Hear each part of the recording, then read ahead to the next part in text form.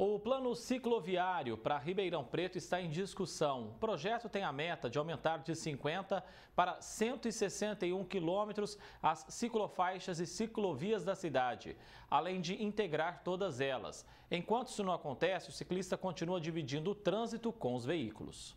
Carros, buracos, obras. Para quem pedala por Ribeirão Preto, os desafios são diversos.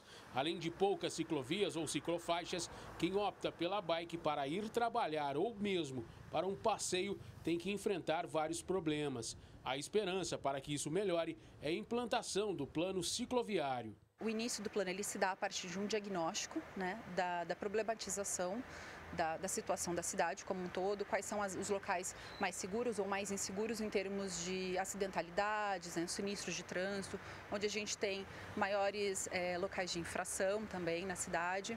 Isso é muito importante porque há necessidade de fazer uma gestão sobre o comportamento do trânsito nesses locais. Então o plano cicloviário ele também está contemplado dentro dessa ótica do Visão Zero, de uma segurança para todos. Ribeirão Preto conta hoje com apenas 50 quilômetros de ciclovias, mas de acordo com o plano cicloviário, a meta é chegar a 161 quilômetros.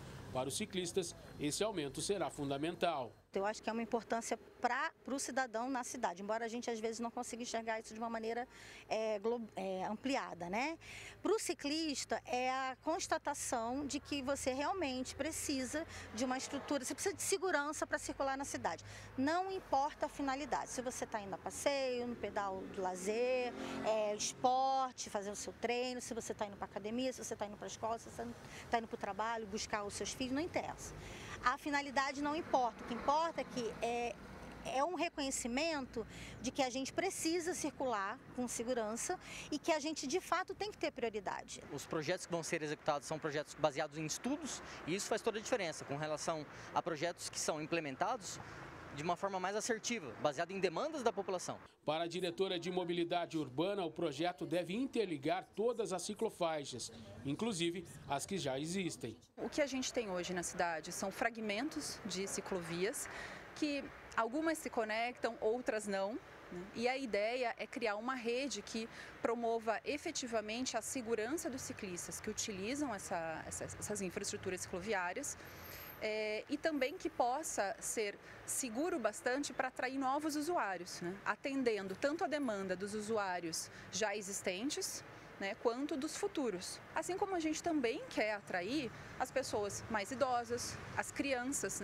A gente quer que os pais tenham a segurança para pedalar ao lado de seus filhos com muita tranquilidade. Então, a infraestrutura ideal cicloviária é essa que garanta a segurança para todos os usuários. E é isso que esse plano vai buscar. Algumas ações para a implementação já começaram. Uma delas será ouvir a população em 10 oficinas. A realização das oficinas ela está contemplada dentro da etapa 2 do processo do plano cicloviário. É bom lembrar que esse plano ele está sendo desenvolvido por uma empresa de consultoria contratada, que foi licitado, como você bem mesmo disse, e que agora, nesse processo do diagnóstico, que é a segunda etapa do plano cicloviário, a gente tem a realização de 10 oficinas, são oficinas participativas, que a gente convida a toda a população de Ribeirão Preto, qualquer pessoa, cidadão, morador do seu bairro, que venha participar dessas oficinas participativas, onde a gente precisa ouvir as pessoas a respeito das suas necessidades, suas frustrações, suas reclamações, seus desejos, e as pessoas que, especialmente aquelas que já usam a bicicleta, porque já conhecem os locais onde é mais fácil, é mais difícil, o que é interessante considerar dentro desse planejamento. É legal que as próprias pessoas que utilizam os meios viários levantem as demandas para que uma empresa de fora de Ribeirão Preto consiga fazer projetos mais adequados, Em absoluto é importante isso, porque o morador do bairro sabe qual é a dificuldade que ele tem de atravessar uma rua, cruzar uma calçada, às vezes atravessar uma via movimentada que às vezes não tem uma faixa de pedestres.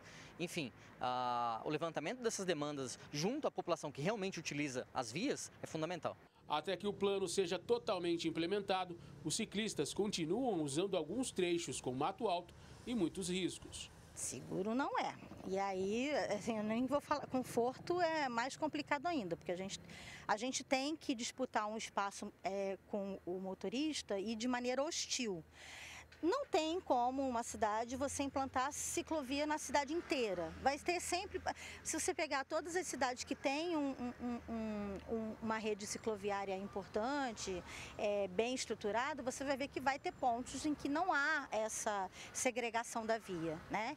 Mas é importante ter uma noção de quais pontos isso é fundamental. É fundamental que o ciclista tenha aquela segregação para ele ter segurança, independentemente do comportamento do condutor do veículo maior. A manutenção das ciclovias, assim como a construção das ciclovias, é importante. A manutenção posterior também é importante, tão quanto a construção, né? Então, por exemplo, às vezes o mato está alto ali, é importante que o usuário abra um SAM, Serviço de Atendimento ao Munícipe, no site da Prefeitura, solicitando a poda do mato, das árvores, enfim, às vezes algum galho que está atrapalhando ali. Às vezes o gestor não consegue identificar esse problema. A população, sim, consegue identificar o problema e abrir um SAM, que é um Serviço de Atendimento ao Munícipe, gratuito, lá no site da Prefeitura. O Elton Garcia para o Jornal da Clube. Anderson Manzoli, engenheiro civil, já conosco aqui no nosso núcleo de jornalismo. Manzoli, quais são os principais desafios enfrentados pelos ciclistas de Ribeirão devido à falta de infraestrutura adequada na sua análise? Boa tarde, bem-vindo mais uma vez, Manzoli. Obrigado, boa tarde a todos. O primeiro lugar é a própria segurança mesmo, como já foi falado. Então, hoje, as pessoas esquecem que toda essa infraestrutura pública que nós temos, né, para deslocamento, para mobilidade, ela é de todos nós, é um espaço que nós convivemos. Então, não existe, e quando a gente pergunta a opinião de um usuário do carro, por exemplo, ele às vezes se incomodam ali com a presença do ciclista, mas aí nesse momento a gente tem que olhar a lei, e a lei permite que as bicicletas circulem em qualquer rua, em qualquer avenida. Então, o primeiro passo é que uma ação como essa vai garantir mais segurança, porque vai permitir com que os ciclistas eles consigam usar uma faixa segregada onde vai ter mais proteção. Outro ponto importante é a gente lembrar que, se não houver uma boa conectividade entre esses trechos, o ciclista sempre vai estar incorrendo em ter que disputar o mesmo espaço que os carros e as motos. E só lembrando, né, pelo próprio Código de Trânsito Brasileiro, os veículos maiores têm que tomar cuidado com os veículos menores. Então, a bicicleta, por exemplo, quando ela está na rua ou numa avenida, ela tem prioridade sobre o carro. Assim como o ciclista, ele não pode andar, por exemplo, numa calçada acima de 6 km por hora, porque a prioridade lá é o pedestre. Então, qualquer ultrapassagem que um veículo motorizado for fazer para um ciclista, por exemplo, é 1,5 m. Então, para a gente ter uma convivência melhor, é importante a gente ter, em primeiro lugar, a segurança, né, e esse respeito. E lembrando que por essa falta de conectividade entre todos os pontos, vai incorrer sempre dos ciclistas terem que em alguns momentos estar dividindo o espaço junto com os veículos motorizados ali nas ruas e avenidas. E já é esse ponto que eu queria tratar com você, né? Porque não adianta ir fazendo partes e não ter uma ligação, uma conectividade, né, desses pontos para o ciclista ter a real experiência, né, de toda essa situação de andar de bike aí pela cidade. Exatamente, e é muito importante esse estudo que estão fazendo e justamente chamando a comunidade a participar, que é muito importante, porque veja, suponha que você contrate uma empresa de fora que não conhece a real necessidade aqui nossa do Ribeirão Pretano e que a comunidade não se envolva nesse projeto e vá lá colocar as suas necessidades. O que vai acontecer é que a empresa vai pegar o manualzinho, vai olhar imagens de satélite, mapa, vão fazer um projeto que de repente, sob o ponto de vista da norma, não está errado, mas não vai atender realmente a necessidade do usuário. Então, essa consulta pública é muito importante e é extremamente necessário que todos participem, principalmente ciclistas, principalmente quem usa esse modal, e participar e dar a sua opinião e apontar aquilo que ele gostaria que fosse feito para estimular as pessoas a deixarem um pouco mais o carro em casa e utilizarem esse outro modal, que ele é muito importante.